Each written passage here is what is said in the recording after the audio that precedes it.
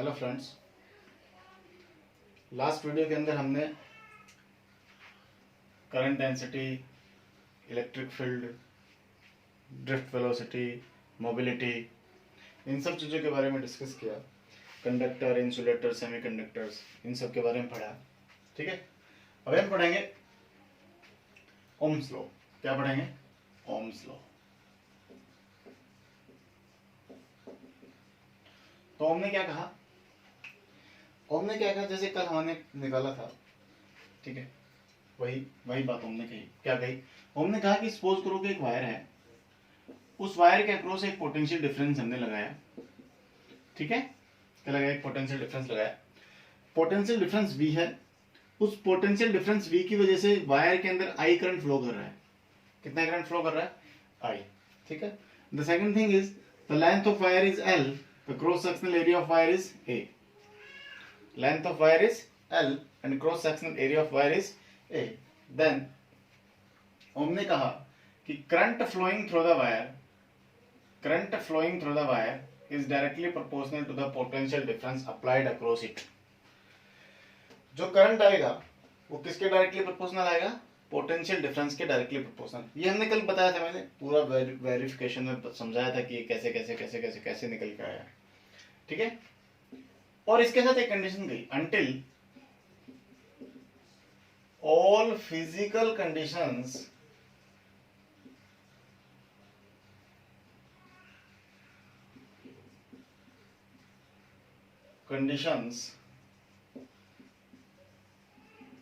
remains constant. All physical conditions remains constant. Condition क्या है कि जो फिजिकल कंडीशंस है वो कांस्टेंट होनी चाहिए। फिजिकल कंडीशंस यानी कि जैसे कि क्रॉस सेक्शनल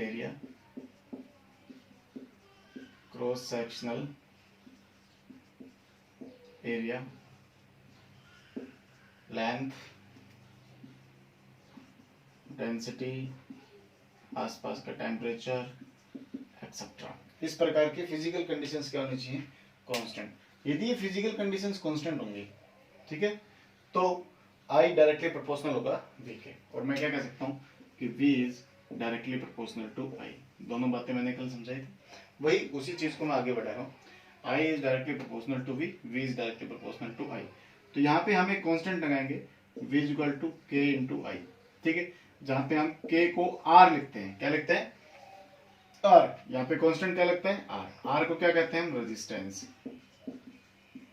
R को हम क्या कहते हैं यहाँ पे? Resistance. R is my resistance. ठीक है, तो R क्या है अपने पास? कांस्टेंट क्या है? R है। तो V इज इक्वल टू क्या है अपने पास? R into I। V is equal to क्या है अपने पास? R into I। ठीक है, और दूसरा अपने पास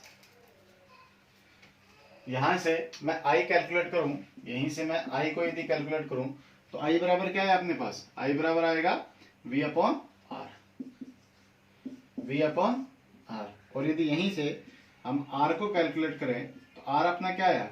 V upon I। V upon I। ठीक है, V अपॉन I। क्लियर? ये छोटी छोटी बातें जो हमें दिमाग में याद रखनी है कि potential is equal to R into I, where R is resistance, I is current, V is potential, I is equal to V upon R, R is equal to V upon I। ये तीन cases यहाँ से बनते हैं। ठीक है, देखो, now R is constant. R is equal to, R क्या है मेरा? R एक कांस्टेंट है। ठीक है, लेकिन ये कांस्टेंट कब तक है? until the wire is same।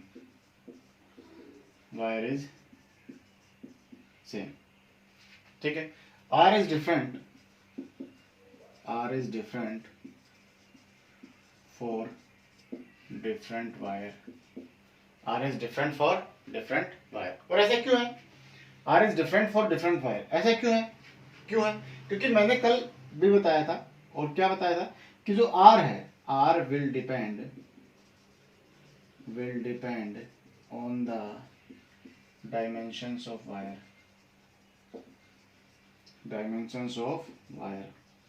R किसके ऊपर डिपेंड करता है? डायमेंशंस ऑफ वायर के ऊपर, रेजिस्टेंस के ऊपर डिपेंड करती है। ठीक है, किसके ऊपर? डायमेंशंस, यानी कि what is the length of the wire, what is the cross sectional area of wire. ठीक है, क्लियर है? इतना समझ आया? ये बातें ध्यान रखनी है।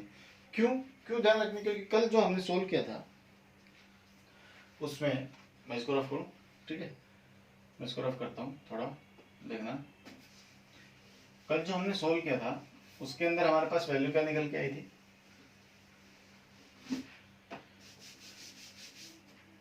कल जो हमने सोल्व किया था उसमें हमारे पास आया था I is equal to ANE square V/L divided by M into tau. ठीक है, हमने ए और एल को और वी को अलग किया था, तो आई बराबर क्या आया, सॉरी, NE स्क्वायर टाउ बटा M into A/L into V. ठीक है, अब v को इधर रखना है तो v बराबर क्या आया, वही सेम कल वाली बात है, v बराबर आया m upon NE square tau L बटा A इंटू आई। ठीक है, ये सारा कुछ देखो। अब इसको कंपेयर करते हैं उसके साथ। v बराबर अपने पास आया r इंटू आई। v बराबर क्या है, r इंटू आई। तो ये i हो गया, ये i हो गया, ये v हो गया, ये v हो गया, तो ये सारा जो बच गया ये क्या है, r। ये सारा क्या है, r। r यानी कि क्या, रेजिस्टेंस। तो रेजिस्टेंस बराबर क्या है अपने पास, m upon NE square tau into L बटा A। ठीक है, अब ये जो बच गया इसको हमने क्या कहा था कल, रेजिस्टिविटी। क्या कहा था इसको हमने, रेजिस्टिविटी कहा था। तो रो L बटा A, रो L बटा A, where rho is equal to resistivity. Rho is equal to क्या होती है, रेजिस्टिविटी। ठीक है, और रेजिस्टिविटी या मैं इसको कह सकता हूं स्पेसिफिक रेजिस्टेंस। क्या कह सकता हूं, स्पेसिफिक रेजिस्टेंस कह सकता हूं मैं इसको, this is my specific resistance. ठीक है, got it. So resistivity is equal to, resistivity from this equation, resistivity is equal to m upon NE square tau, m upon NE square tau. तो resistivity is equal to mass of electron, ठीक है, number density of electrons, charge of electron and relaxation time. यदि मैं relaxation time को छोड़ दूं तो resistivity is constant. Resistivity is equal to constant, क्या कह सकता हूं मैं, resistivity is equal to constant. Resistivity is equal to constant for a particular material, for a material. एक मटेरियल के लिए रेजिस्टिविटी क्या है, कांस्टेंट है। एक पर्टिकुलर मटेरियल के लिए रेजिस्टिविटी क्या है भैया, कांस्टेंट है। तो जब रेजिस्टिविटी कांस्टेंट है तो मैं क्या कह सकता हूँ, मेरा जो R है, रेजिस्टेंस है, directly proportional to the length of wire, directly proportional to the length of wire, and R is inversely proportional to the cross sectional area of wire. ये दो बातें तो अपने को दिमाग में याद रखनी है। ठीक है, और तीसरी चीज क्या है, तीसरी चीज क्या है कि resistivity is constant for a material. It mean that if material changes the resistivity will change, if resistivity will change the value of resistance will change. ठीक है, जैसे मैं सेम वायर यूज करूं, एक कॉपर की बनी हुई है और एक मैग्नीज की बनी हुई है, ये कॉपर की बनी हुई है और ये मैग्नीज की बनी हुई है। ठीक है, Mg लिख लेते हैं। ठीक है, ये इसकी बनी हुई है। ठीक है, लेकिन कंडीशन क्या है, दोनों का क्रॉस सेक्शनल एरिया सेम है, दोनों का लेंथ सेम है, but the materials are different. क्या रेजिस्टेंस इनका सेम होगा, सेम नहीं होगा, रेजिस्टेंस सेम नहीं होगा। मैग्नीज का ज्यादा होगा, कॉपर का कम होगा। समझ रहे हो ना, क्यों, क्योंकि जैसे ही मटेरियल चेंज हुआ वैसे ही कौन चेंज हो गया, रेजिस्टिविटी चेंज हो गया। जैसे ही मटेरियल चेंज हुआ वैसे ही कौन चेंज हो गया, रेजिस्टिविटी। और जैसे ही रेजिस्टिविटी चेंज हो गई, जैसे ही रेजिस्टिविटी चेंज हो गई तो हमने पढ़ा कि R equal to rho L by A। तो if material changes, the resistance will change. तो मैं क्या लिखूंगा, resistance will depend on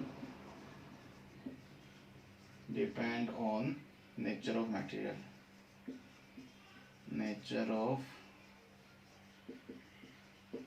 material, this is my third point, this is my first, this is my second, this is my third point। तो मेरे पास कितनी बातें हैं, मेरे पास तीन बातें हैं। कितनी बातें हैं अपने पास, तीन बातें हैं कि रेजिस्टेंस लेंथ के डायरेक्टली प्रोपोर्शनल होता है, रेजिस्टेंस क्रॉस सेक्शनल एरिया के इनवर्सली प्रोपोर्शनल होता है, और रेजिस्टेंस डिपेंड करता है नेचर ऑफ मटेरियल के ऊपर। किसके ऊपर डिपेंड करता है, nature of material. Nature of material यानी कि रेजिस्टिविटी, नेचर ऑफ मटेरियल यानी कि रेजिस्टिविटी। ठीक है, अब देखो भैया क्या बात करेंगे हम बात करते हैं कि एक वायर है, ठीक है, उस वायर की लंबाई को हमने 2 गुना कर दिया। कितना कर दिया, वायर की लंबाई को हमने कितना कर दिया, 2 गुना। अब वायर की लंबाई 2 गुना हो गई तो रेजिस्टेंस कितना हो जाएगा, resistance is directly proportional to length. ठीक है, लेंथ बिकम्स 2l, तो resistance will becomes 2r, resistance will become 2r। ठीक है, similar case resistance is inversely proportional to cross sectional area. ठीक है, if area becomes double, then resistance becomes half, resistance becomes half। ठीक है, there is a directly proportional to the length and inversely proportional to the cross sectional area। ठीक है, इसका मतलब क्या हुआ, यदि मैं मोटी वायर यूज करूंगा, कंसेप्ट क्लियर है, यदि हम मोटी वायर यूज करेंगे, वायर की मोटाई ज्यादा होगी तो उसका रेजिस्टेंस कम होगा। ठीक है, उसका रेजिस्टेंस कम होगा। और यदि कोई वायर लंबी होगी, ठीक है, जितनी लंबी होगी जितनी पतली होगी उसका रेजिस्टेंस उतना ही ज्यादा होगा। ठीक है, बात करते हैं रेजिस्टेंस है क्या actually. Resistance, what is resistance. ठीक है, तो रेजिस्टेंस क्या है, रेजिस्टेंस क्या है भैया, the obstruction provided to the flow of charge. देखो हम चलते हैं, ठीक है, जब हम चलते हैं तो मैकेनिक्स के अंदर हमने पढ़ा था फ्रिक्शन। क्या पढ़ा था, friction. What is friction, friction is the opposite force. Friction क्या होता है, अपोजिट फोर्स होता है to the relative motion, to the relative motion. ठीक है, similarly what is resistance, resistance is my obstruction to the flow of charge, to the flow of charge. एक material में से इलेक्ट्रॉन की मूवमेंट को जो रोकता है, चार्ज की मूवमेंट को जो रोकता है, उस मटेरियल का वही प्रॉपर्टी क्या कहलाता है, रेजिस्टेंस कहलाता है। मतलब वो प्रॉपर्टी जो उसको चलने से रोकती है। ठीक है, वो प्रॉपर्टी जो चार्ज को फ्लो होने से रोकती है वो क्या कहलाती है, रेजिस्टेंस कहलाती है। ठीक है, तो so what is resistance, resistance is the वो रुकावट चार्ज के चलने में, किसी भी कंडक्टर में चार्ज के चलने में जो रुकावट है वो क्या कहलाती है, रेजिस्टेंस कहलाती है। क्या कहलाती है वो, रेजिस्टेंस कहलाती है। ठीक है, क्लियर। तो ये छोटी छोटी बातें हैं अपने को दिमाग में बसा करके रखनी है कि रेजिस्टेंस ये होता है वो होता है। ठीक है, रेजिस्टेंस क्या होता है। ठीक है, रेजिस्टेंस को दूर कैसे कर सकते हैं, तो वायर को मोटा यूज करेंगे। ठीक है, लंबाई कम रखेंगे तो क्या होगा, रेजिस्टेंस कम होगा। ठीक है, अब बात करते हैं, देखो रेजिस्टेंस पे अभी बहुत कुछ पढ़ना है हमें। ठीक है, लेकिन उससे पहले ओम्स लॉ पे वापस आते हैं एक बार। ओम्स लॉ पे हमने पढ़ा V is directly proportional to I and V is equal to R, V is equal to R I। ठीक है, तो इसका मैं ग्राफ बनाऊं तो इधर इज डायरेक्टली प्रोपोर्शनल होता है। ठीक है, तो इधर हम I लेंगे, इधर हम V लेंगे। ठीक है, V इधर I इधर, तो मुझे एक स्ट्रेट लाइन मिलेगा। क्या मिलेगा, स्ट्रेट लाइन मिलेगा। ठीक है, एक पर्टिकुलर पॉइंट के ऊपर देखूं तो ये मेरा V है और ये मेरा I है, सॉरी I है। ठीक है, तो what is R, R is equal to V upon I। ठीक है, और मैं इस ट्रायंगल के अंदर देखूं तो this is my theta, this is OAB, suppose कर लो। ठीक है, so AB divided by OA, sorry R is equal to V upon I, तो 1 upon R, 1 upon R is equal to 1 upon R is equal to क्या है अपने पास, I upon V, I upon V। So what is I? I is my AB. I is my AB divided by OA. OA, this is my 1 by R. AB divided by OA. This is my 1 by R. ठीक है, so it is equal to the 1 upon tangent theta. It is equal to the 1 upon tangent theta. ठीक है, it is equal to the 1 upon tangent theta. Got it? ठीक है, so this keep in mind। ठीक है, और mind दिमाग में क्या रखना है, we will found a straight line। If we found a straight line, the device is ohmic। Device is ohmic। Ohmic मतलब it follows Ohm's law। It follows Ohm's law। ठीक है, if there is no straight line, there is no straight line, device is non-ohmic। ठीक है, मतलब do not follow Ohm's law. ठीक है, example क्या होगा इसके, ट्रांजिस्टर हो गया, ठीक है, डायोड हो गया अपना, ट्रांजिस्टर हो गया, डायोड हो गया, ठीक है, ऐसे रेक्टिफायर हो गया, एक्सेट्रा। ये कुछ ऐसे डिवाइसेस हैं जो ओम्स लॉ को फॉलो नहीं करते। किसको फॉलो नहीं करते? ओम्स लॉ को फॉलो नहीं करते, मतलब current is not flowing in this manner. Current is not flowing in this manner. It means that we found here this relation is not satisfied in the cases of transistors, diodes, and rectifiers. That's why these devices are known as non-ohmic devices. इसलिए हम इनको क्या कहते हैं कि कैसे devices है, non-ohmic devices है। ठीक है, तो कैसा ग्राफ बनता है V और I के बीच में? सीधा x एक्सिस के ऊपर हम V लेंगे, y एक्सिस के ऊपर हम क्या लेंगे, I लेंगे। ठीक है, क्लियर? अच्छा, अगला देखते हैं, आगे देखते हैं, आगे क्या कहता है? आगे कहता है कि जो रेजिस्टेंस है, रेजिस्टेंस का फॉर्मूला क्या है अपने पास? रो एल बटा ए। रो का फॉर्मूला क्या है अपने पास? M upon N E square tau. ठीक है, what is tau? Tau is equal to relaxation time. ठीक है, रिलैक्सेशन टाइम। ठीक है, time if temperature increases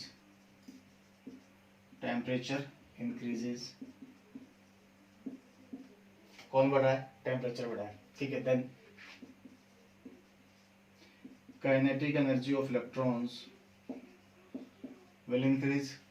ठीक है, if kinetic energy of electrons will increase then tau will decrease, time घटेगा। Kinetic energy increase मतलब मास थोड़ा ना चेंज हो रहा है, कौन चेंज हो रही है? वेलोसिटी। यदि वेलोसिटी चेंज हो रही है, वेलोसिटी बढ़ी तो मेरा वहां पहुंचने का टाइम कम हुआ। कौन कम हुआ? टाइम कम हुआ तो कौन कम हुआ? रेजिस्टिविटी बढ़ी। टाइम कम हुआ तो रेजिस्टिविटी बढ़ जाएगी, because it is inversely proportional to the relaxation time. उल्टा करेगा तो जैसे टाइम कम हुआ वैसे कौन बढ़ा? रेजिस्टिविटी बढ़ी। रेजिस्टिविटी बढ़ी यानी कि कौन बढ़ा? रेजिस्टेंस बढ़ा। कौन बढ़ा? रेजिस्टेंस बढ़ा। तो मैं क्या कहूंगा? मैं कहूंगा resistance is directly proportional to temperature, क्योंकि टेम्परेचर के बढ़ने से कौन बढ़ रहा है? रेजिस्टेंस बढ़ रहा है। टेम्परेचर के बढ़ने से कौन बढ़ रहा है? रेजिस्टिविटी बढ़ रही है। तो क्या कहूंगा? Resistivity is also directly proportional to temperature. ठीक है, but in case of conductors,